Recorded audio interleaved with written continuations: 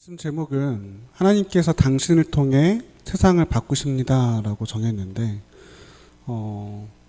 어떤 말씀을 할까 하다가 영향력이라는 주제로 이야기를 한번 나눠보고 싶었습니다. 요즘에 몇 년 전부터 그런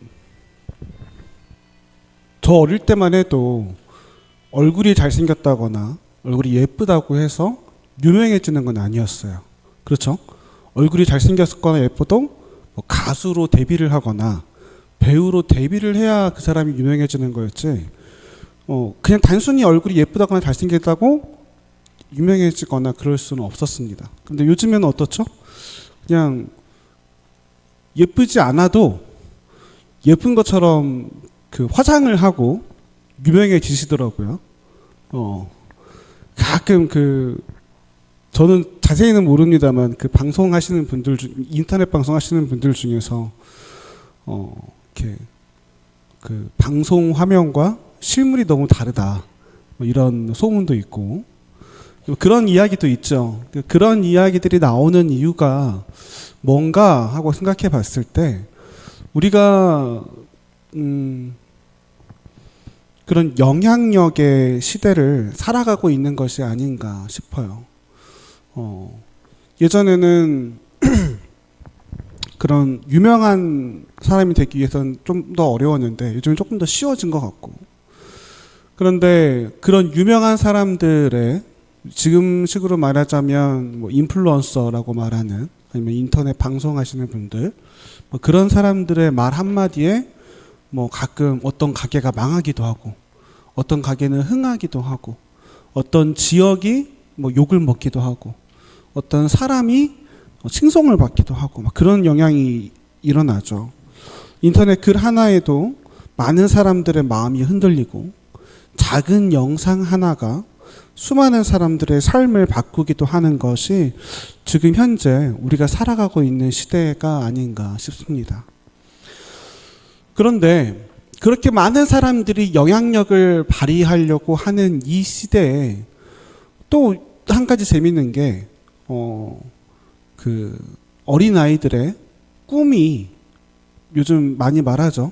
유튜버 또는 아니면 아이돌, 그런 아이들의 그런 삶의 어떤 꿈들을 보면 사실 지금에 와서 그렇게 말하겠다라고 하지만 사실 저희 어릴 때도 유명한 사람이 꿈이었어요. 사실 생각해 보면 축구선수 아니면 뭐 대통령은 좀 저희보다는 좀 더 윗세대긴 한데 네, 뭐 아무튼 그런 어떤 그런 꿈을 가지고 있는 친구들도 많이 있었어요.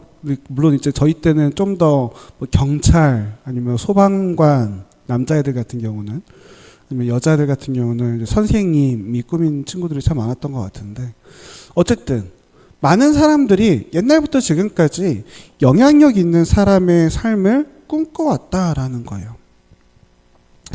그런데 참 재밌는 것 중에 하나가 사실 여러분 생각해 보면요, 우리가 하나님의 백성으로서 부름 받을 때에는 하나님께서는 우리를 세상에 영향력을 발휘할 사람으로서 부르셨다라는 겁니다. 무슨 말이냐 하면, 하나님이 우리를 부르실 때 그냥 아무런 이유도 없이 할 일도 없이 그냥 아무것도 맡기지 않으시고 부르시는 게 아니라, 하나님께서 우리를 부르실 때는 영향력을 발휘할 수 있는 존재로 부르셨다라는 거예요. 세상에서는 영향력을 발휘하는 사람들은 어떤 사람들이죠? 힘이 있는 사람, 권력이 있는 사람, 돈이 많은 사람, 아니면 잘생긴 사람, 유명한 사람, 그런 사람들이 영향력 있는 사람이다 라고 이야기합니다. 하지만 하나님께서는 하나님의 빛을 비추는 사람, 사랑을 나누는 사람, 진리를 지키는 사람, 선으로 악을 이기는 사람을 영향력 있는 사람이다 라고 이야기하신다라는 거예요. 세상에서 말하는 영향력 있는 사람과 하나님께서 말하는 영향력 있는 사람은 분명하게 궤가 달라요. 분명하게 방향성이 다릅니다. 그래서 오늘 여러분들과 함께 나는 지금 누구에게 어떤 영향을 주고 있는가, 그리고 내 삶은 사람들을 하나님께 가까이 가게 하는가 아니면 오히려 멀어지게 하는가를 함께 돌아보며 말씀을 나누시기를 바랍니다. 다시 말씀으로 돌아와서 오늘 말씀에서 우리가 잘 알고 있는 말씀이죠. 너무 유명한 말씀이고, 너희는 세상의 뭐죠? 소금이니, 그리고 너희는 세상의 빛이라 라고 이야기하고 있습니다. 이 말씀에서 참 되게 재밌다라고 생각하는 표현법 중 하나가 뭐냐면, 우리는 흔히들 이렇게 생각을 많이 해요. 뭐라고 생각하냐면, 내가 세상의 소금이 되어야지. 근데 하나님, 제가 아직 소금이 못 됐어요. 내가 아직 세상의 빛이 못 됐어요. 내가 아직 좀 부족해요. 내가 아직 좀 많이 모자라요. 그래서 내가 세상의 소금이 되어야 하는데, 하나님, 이러고 우리는 많이 생각을 하곤 합니다. 그런데요, 여러분, 성경 말씀을 잘 보면 뭐라 그래요? 너희는 세상의 소금이니, 너희는 세상의 빛이라. 너희는 세상의 소금이 되어라. 너희는 세상의 빛이 되어라. 빛이 되기 위해 노력해라. 너희가 이렇게 세상의 소금이 되고 빛이 되려면 이런 것들을 해야 된다 라고 말씀하지 않으셨어요. 하나님께서 우리를 부르실 때는, 하나님께서 우리를 하나님의 백성으로 부르실 때는 뭐라고 불렀느냐? 너희가 지금부터 세상의 소금이고 세상의 빛이다. 그러니까 너희는 소금이 되기에 노력해야 되는 사람이 아니라, 너희는 세상의 소금인데 소금의 맛을 잃어버리지 않게 노력해라. 너희는 세상의 빛인데 빛을 비추는 사람이 되기 위해서 노력해라가 아니라 빛을 비추지 않는 사람이 되지 않게 노력해라 라고 말씀하고 계신 겁니다.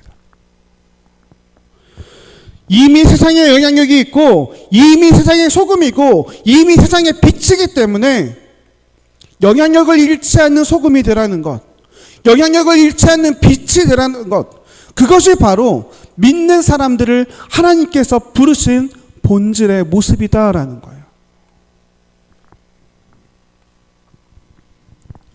여러분, 소금의 역할은 우리가 잘 알고 있듯이 부패를 막아내고요, 맛을 내고요, 심지어 생명체에게는 소금이 없으면 죽습니다.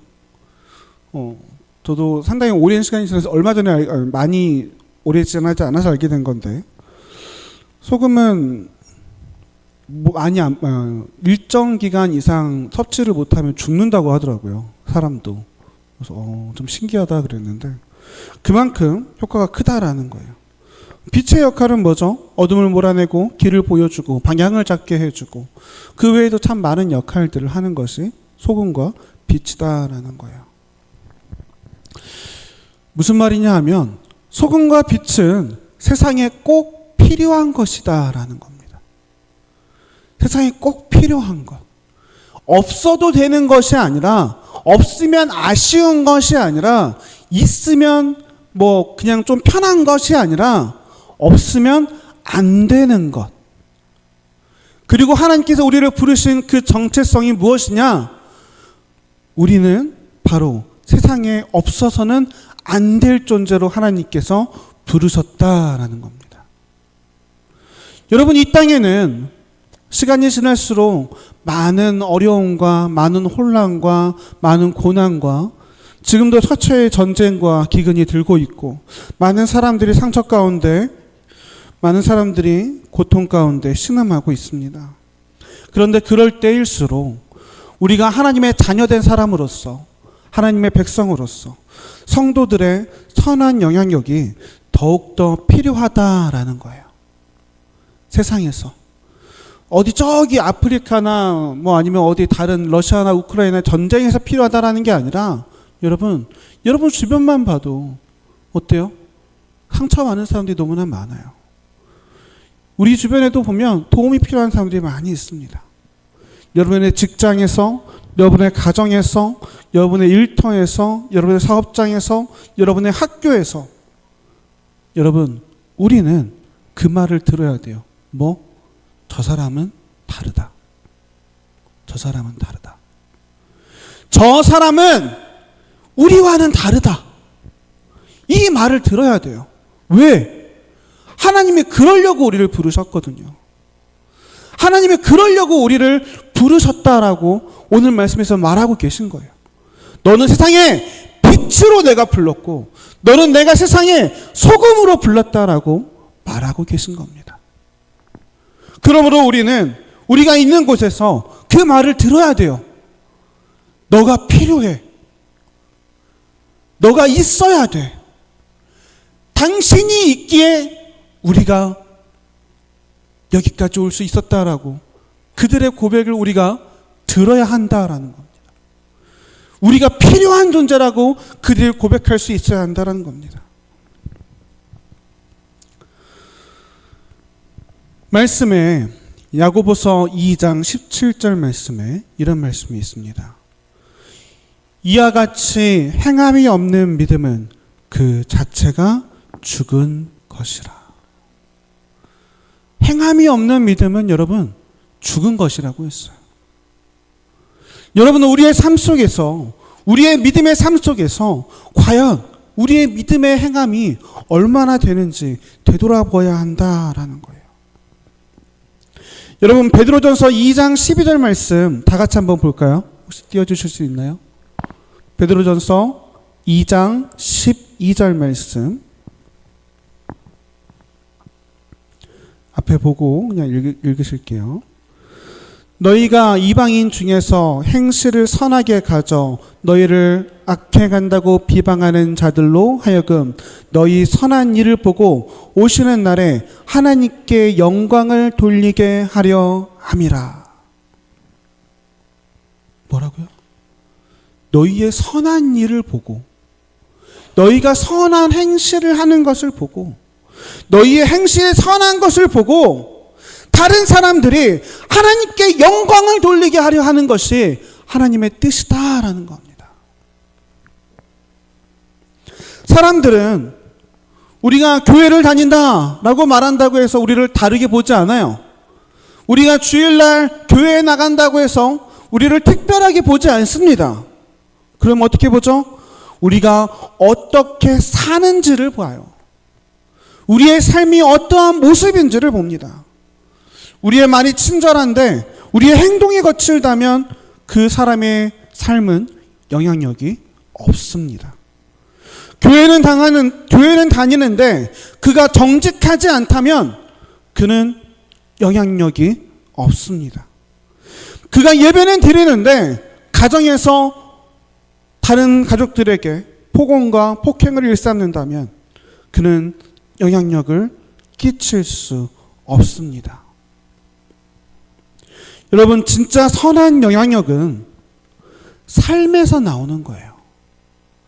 내가 내 믿음으로 내가 예배를 얼마나 열심히 드리는가, 내가 얼마나 찬양을 열심히 드리는가, 내가 얼마나 기도를 열심히 하는가, 물론 그것도 중요합니다만 내 삶의 모습에서 내가 과연 어떻게 살아가고 있는가 우리는 되돌아보아야 한다는 거예요.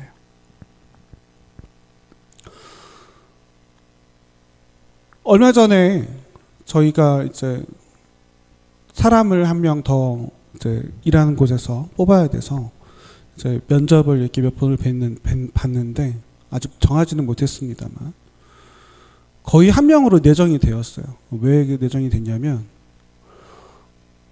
그분만 유일하게 면접 시간에 5분 일찍 오셨어요. 나머지 분들은 다들 맞춰 오시거나 아니면은 1, 2분 좀 더 늦게 오시는 분들이 더 많았거든요. 그래서 그걸 보면서 또 한 가지를 또 깨달았어요. 이런 조그만 거 하나로도 사람들의 인식이 변하는구나. 우리의 삶의 영향력이 어떻게 변하는가? 그렇게 약속 시간을 잘 지키는 사람, 아니면 뒤에서 남을 험담하지 않는 사람, 아니면은 내가 혹시 손해를 보더라도 정직함을 유지하는 사람, 내가 화가 나는 상황에서도 그 화를 절제하는 사람, 아니면 어려운 사람을 봤을 때 조용히 남을 돕는 사람. 이런 사람 곁에는 여러분 신뢰가 생깁니다. 이런 사람은요, 여러분, 다른 사람들이 그를 향하여서 와, 저 사람은 참 대단해 이렇게 말하고, 아, 저 사람과 함께 있으면 기분이 좋아 라고 이야기하고, 그리고 무언가 다른 해야 될 일이 생겼을 때, 무언가 다른 어떤 프로젝트를 하거나 무언가 다른 일을 맡겨야 되는 상황이 됐을 때 사람들은 그 사람을 먼저 떠올리고 그 사람에게 먼저 연락하고 그 사람을 먼저 찾아옵니다. 여러분, 그러한 신뢰가 쌓여야 그 신뢰를 통해서 복음의 문이 열리는 거예요. 이거는 직장 생활에서만의 문제가 아닙니다, 여러분. 가정에서도 마찬가지예요.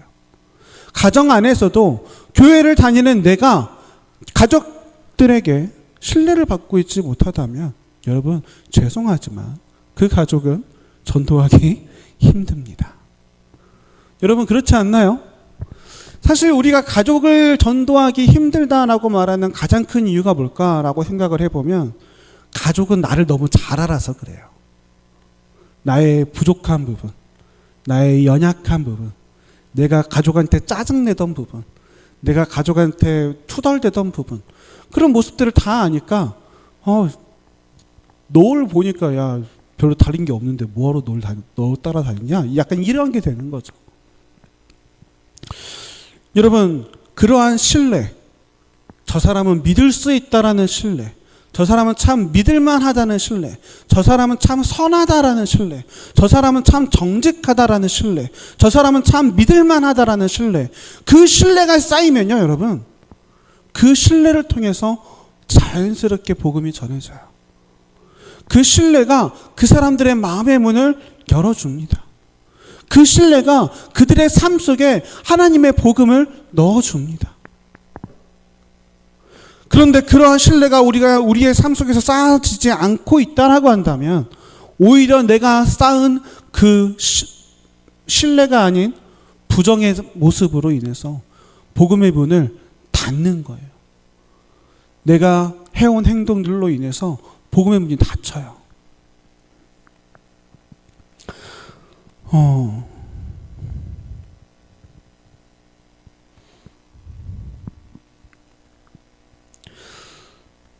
또한 이런 말씀 중에서 잠언 11장 25절 말씀에 구제를 좋아하는 자는 풍족하여질 것이요 남을 윤택하게 하는 자는 자기도 윤택하여지리라 라고 이야기하고 있습니다.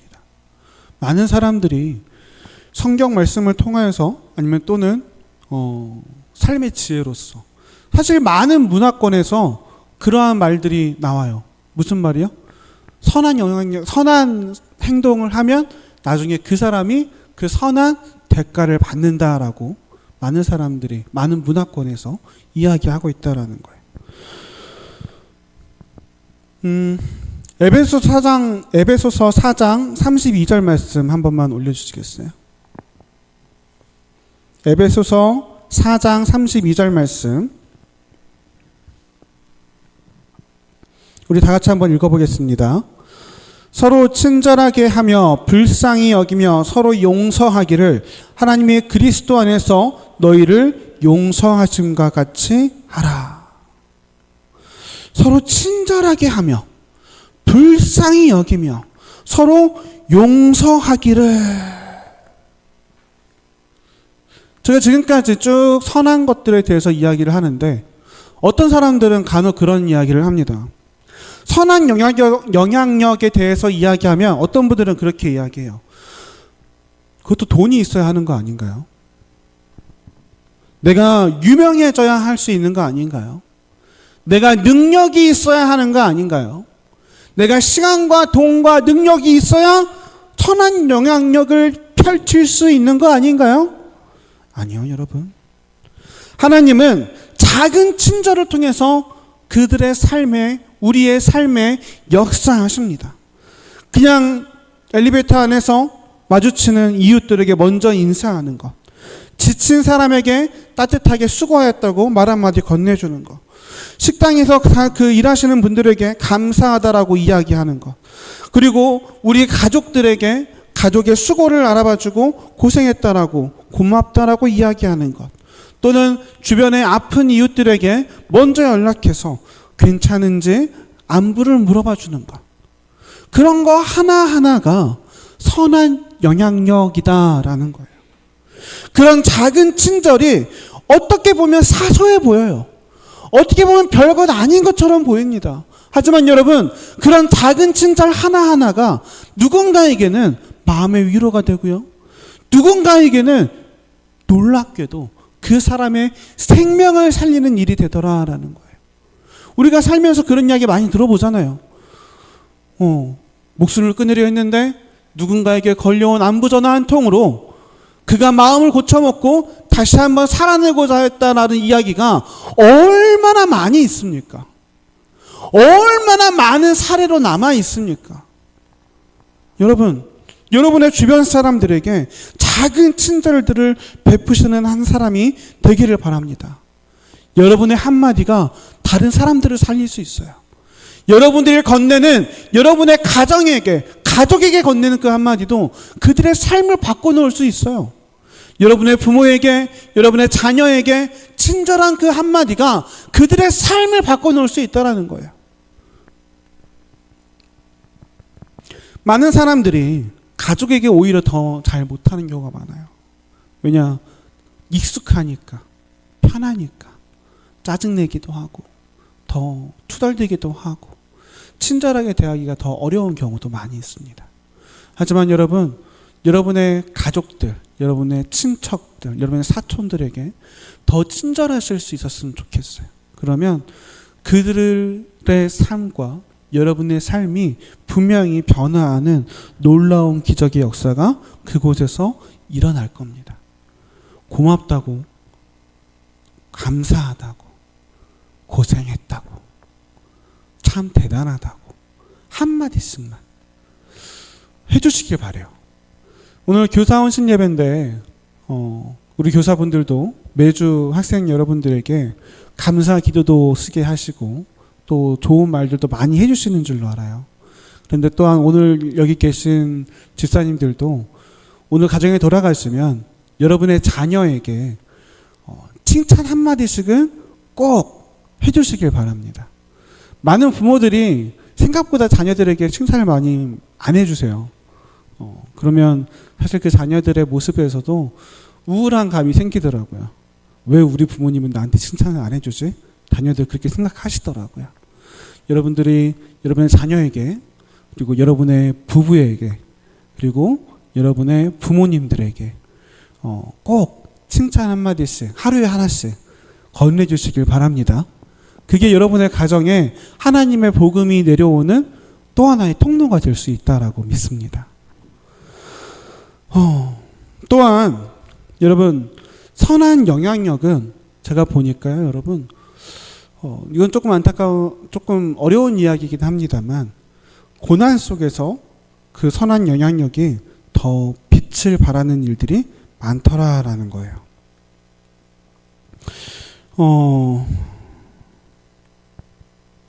사도행전 16장 25절 말씀에 보면 이 말씀이 어떤 말씀이냐면, 한밤중에 바울과 실라가 기도하고 하나님을 찬송하며 죄수들이 듣더라. 바울과 실라가 감옥에 갇혀서 찬송과 기도로 함을 통해서 결국에 옥문이 열리고 그런 놀라운 기적이 일어났던 사건이 있었죠. 바울과 실라가 감옥에 갇혔지만 그들은 억울하고 어렵고 아픈 가운데에서도, 힘든 가운데서도 원망하지 않고 찬양을 했어요. 그 결과 놀라운 기적이 일어났죠. 감옥 문이 열리는 기적이 일어났어요. 그런데 여러분, 감옥 문이 열리는 기적보다 더 놀라운 기적이 뭔지 아세요? 그 감옥의 간수가 회심했다는 거예요.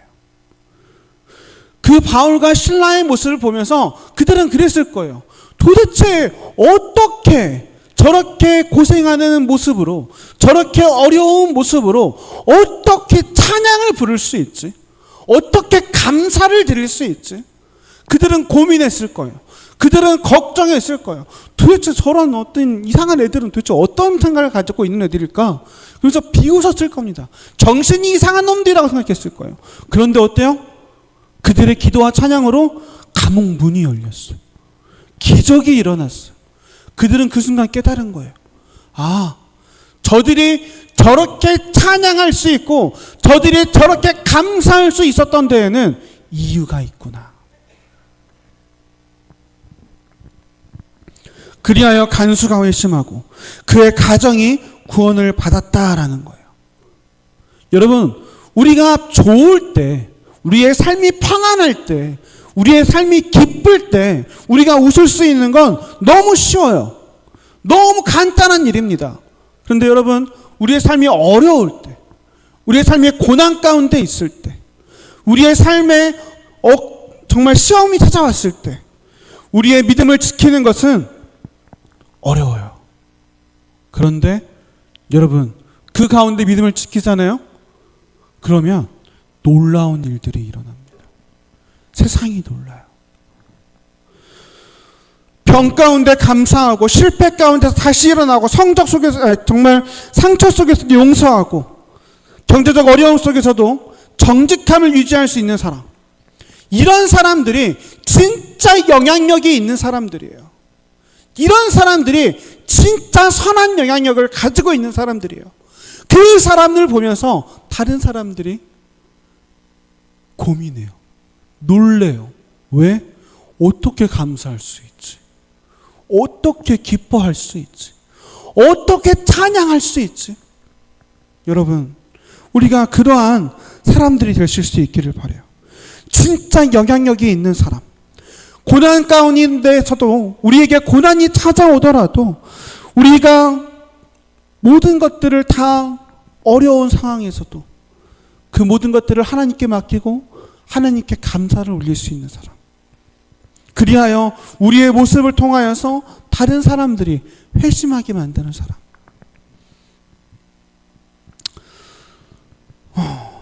또한 오늘 나누고자 하신 말씀 중에서 로마서 12장 21절 말씀 한번 보여주시겠어요? 로마서 12장 21절 짧으니까 시작. 악에게 지지 말고 선으로 악을 이기라. 한 절 더 보겠습니다. 누가복음 23장 34절.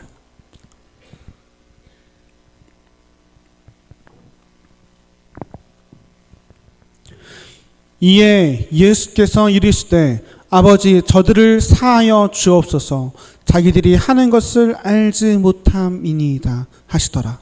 그들이 그의 옷을 나눠 제비 뽑을세. 저는 예수님의 사역 가운데서 가장 놀라운 부분이 여긴 것 같아요. 아버지여 저들의 죄를 사하여 주옵소서. 자신을 죽이고 있는 사람들이에요. 예수님의 손과 발에 못을 박고 조롱을 하고 창으로 찌르고 가시면류관을 씌우고, 그런데 그들에게 예수님은 아버지여 저들의 죄를 용서하여 주옵소서. 그게 우리가 닮아야 하는 예수 그리스도의 모습과 예수 그리스도의 용서이다라고 생각합니다. 세상에서는 말해요. 당한 만큼 갚아줘야 된다. 당하는 게 바보다. 복수해야 된다. 그런데 예수님은 그렇게 말씀하지 않으셨어요. 용서해라. 축복해라. 선으로 이기거라. 악의 악으로 갚지 말고 선으로 악을 이겨봐라. 그게 바로 예수님께서 우리에게 말하신 믿음의 본질 중에 하나가 아닐까 싶습니다. 여러분, 용서는요, 약한 사람은 못해요. 미안하지만, 죄송하지만, 용서는 약한 사람은 할 수가 없어요. 어떤 사람이 하는 것이냐? 하나님의 마음을 가진 사람, 하나님의 힘을 가진 사람, 하나님의 능력을 가진 사람만이 용서할 수 있는 것 같아요.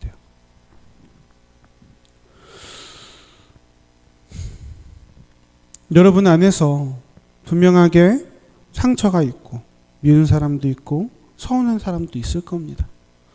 그럴 때도 여러분, 우리가 서로가 서로에게 용서할 수 있는 사람을 용서를 하는 사람이 되실 수 있기를 바랍니다. 오늘 말씀에서 이렇게 말하잖아요. 네가 먼저 선으로 시작하라. 이게 하나님의 말씀이다라는 거예요. 너가 우리말에 있잖아요. 오는 말이 고와야 가는 말이 곱다라고 말하죠. 예수님은 그렇게 말하지 않으세요. 오는 말이 약해도 가는 말이 선해야 된다. 고와야 된다. 그런 사람들 주변에 사람이 모이고, 그런 사람들 주변에 사람들이 모이고, 그런 사람들을 통해서 하나님의 복음이 전해지고, 그런 사람들을 통해서 가정이 변화하고, 그런 사람들을 통해서 친구들이 변화하고, 그런 사람들을 통해서 직장이 변화하고, 그런 사람들을 통해서 우리나라가 변화하는 놀라운 기적의 시작이 일어나더라라는 거예요.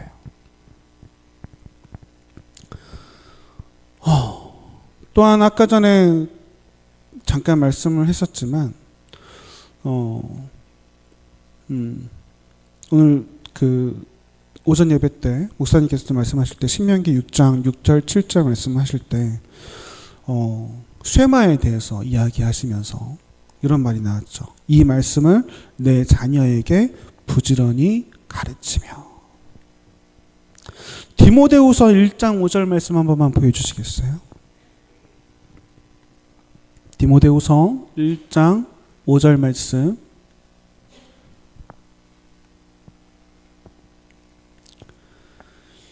이는 내 속에 거짓이 없는 믿음이 있음을 생각함이라.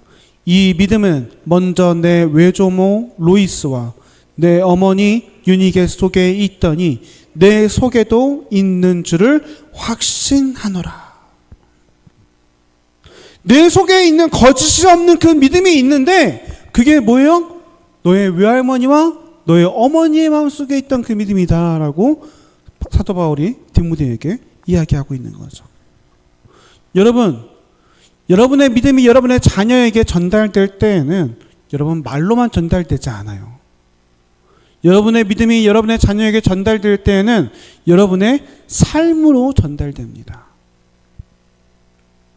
자녀들은 많이 이야기하잖아요. 부모의 등을 보고 자란다라고 이야기하죠.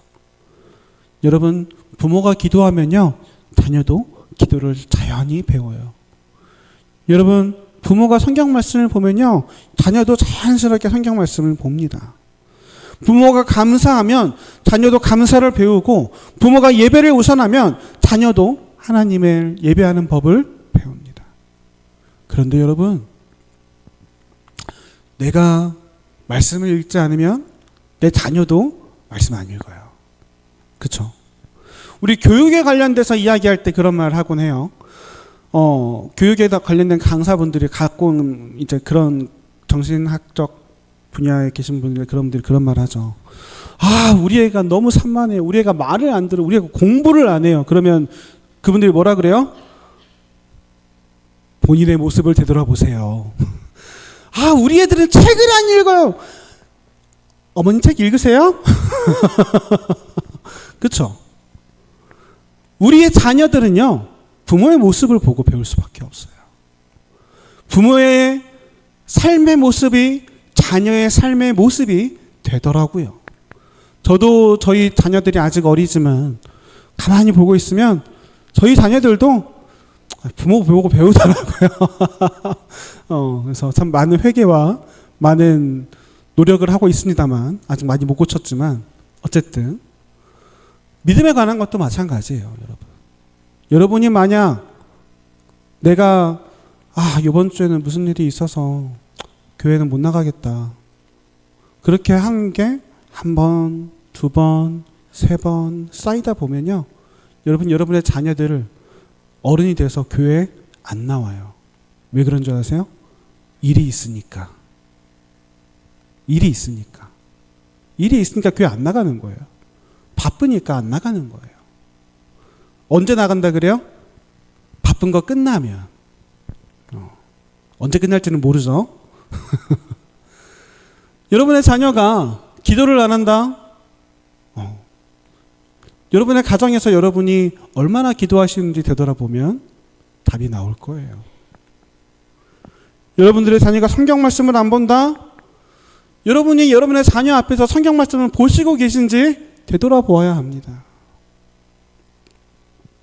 다음 세대를 탓하기 전에 우리가 먼저 본이 되었는지 되돌아보아야 한다라는 거예요. 여러분, 여러분의 자녀에게 드릴 수 있는 가장 큰 유산은 제가 생각하기엔 믿음이에요. 믿음이 있으면요, 여러분, 결국 그 아이는 하나님을 통해서 하나님께서 그의 삶을 인도하세요. 그런데 여러분, 여러분이 믿음이 아닌 다른 것들을 그 아이에게 강조하다 보면 그 아이가 당장은 잘 살 수 있을지 몰라요. 당장은 그 아이가 더 잘나 보일지도 모릅니다. 그런데 여러분, 그 아이의 삶 속에는요, 하나님의 인도가 없어요. 그 아이의 삶 속에는요, 감사가 없어요. 그 아이의 삶 속에는 더 탐하고자 하는 마음만 있고, 그 아이의 삶 속에는 내가 더 잘나져야 한다는 마음만 있어요. 여러분, 결국 그 끝이 누가 더 좋을지는 하나님께서는 분명하게 아신다라는 거예요. 물론 우리가 세상을 살다 보면 그럴 때가 있어요. 계속 선하게 살아라, 선한 영향력을 끼쳐라 말하고 있지만 우리가 그러잖아요. 세상을 살아가면서 많은 사람들이 착하게 살면 뭐 된다? 호구된다. 착하게 살면 남들이 어쩐다? 이용해 먹는다. 착하게 살면 어떤다? 남들이 사기친다. 물론 그런 경우도 없지 않아 있습니다. 우리가 갈라디아서 6장 9절 말씀 한번 볼까요? 갈라디아서 6장 9절 말씀. 우리가 선을 행하되 낙심하지 말지니 포기하지 아니하면 때가 이름에 거두리라. 우리가 선을 행한다 보면 낙심하는 순간들이 와요. 내가 선하게 대했더니 저 사람이 나를 더 악하게 대하고, 내가 선하게 대했더니 저 사람이 나를 괴롭히고, 내가 선하게 대했더니 어떤 사람들이 나를 무시하고, 선하게 사는 것이 손해보는 것 같을 때가 있어요. 정직하게 살려고 했더니 불리해지고, 친절했더니 무시하고, 섬겼더니 인정받지 못하는 삶을 사는 경우가 생겨요. 그런데 여러분, 그런 여러분에게 하나님께서 뭐라고 하시냐? 낙심하지 말라. 낙심하지 말라. 실망하지 말라. 왜? 하나님은 기억하신다라는 거예요. 하나님은 그것을 기억하신다라는 거예요. 사람은 잊어도 하나님은 그 열매를 기억하신다라는 거예요. 그 열매를 따는 것이 조금 늦게 딸 뿐 없는 것이 아니다라는 거예요. 선한 영향력은 여러분 씨앗을 뿌리는 거예요. 당장은 내 눈에 보이지 않을지 몰라도, 당장은 나에게 그 성과가 돌아오지 않는다고 할지라도, 여러분 그 선한 영향력으로 인해서 뿌린 씨앗은 여러분 언젠가는 분명히 거두게 된다라는 거예요.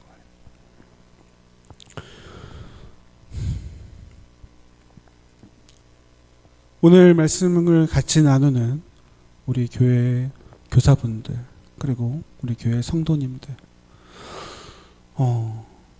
여러분요, 여러분들에게 꼭 해드리고 싶은 말씀이 있어요. 바로 하나님은 여러분을 통해서 일하신다라는 거예요. 다른 사람이 아니라 바로 여러분을 통해서 일하고 계신다라는 거예요. 교사로서 섬기고 있는 우리 선생님 한 분 한 분을 통해서 그 아이들에게 주님의 복음을 전하게 되고, 또한 우리가 살아가고 있는 삶의 자리에서 여러분을 통해서 가정에서, 직장에서, 친구 사이에서 하나님은 일하고 계시더라라는 거예요. 여러분은요 평범한 사람들이 아니에요. 평범한 사람이 아니에요. 우리가 아까 처음 말씀에서 뭐라 그랬어요?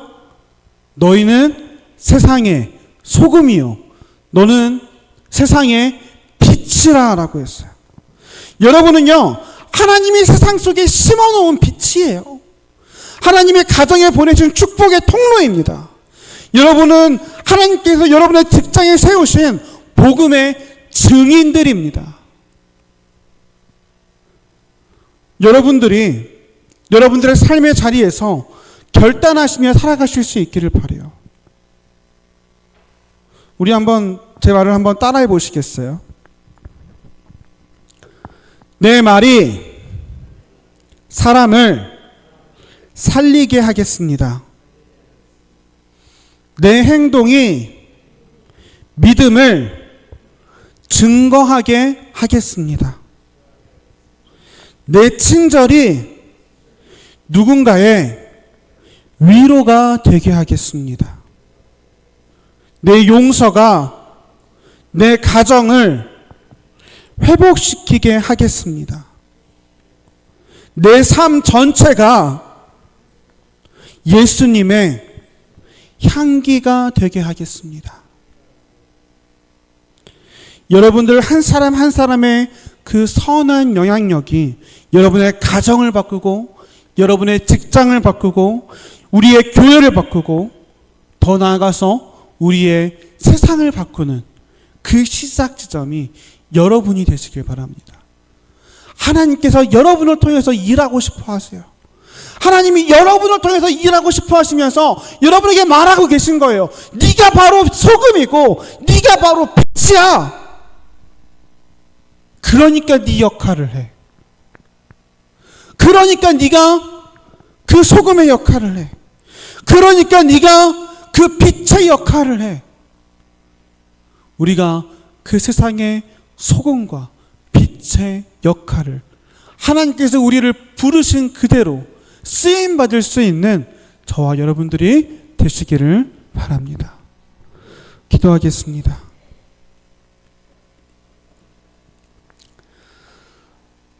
하나님 아버지, 우리의 삶이 말뿐인 신앙이 아니라 선한 영향력을 흘려보내는 삶이 되게 하여 주시옵소서. 우리가 가는 곳마다 우리가 그곳에 빛이 되게 하시고 우리가 만나는 사람마다 우리를 통하여 하나님의 사랑을 전하게 하시고 우리가 어느 곳에 있든지 악을 선으로 이기는 주님의 빛과 소금된 자녀가 되게 하여 주시옵소서. 이 어지러운 세상 속에서 지친 세상 속에서 예수님의 향기를 나타내는 주의 성도가 되게 하시고 우리의 가정과 우리의 일터와 우리의 교회를 통해서 하나님의 영광이 드러나는 곳에 내가 쓰임받을 수 있도록 하나님 축복하여 주시옵소서. 언제나 주님께서 함께 하심을 믿으며 예수님의 이름으로 기도드립니다.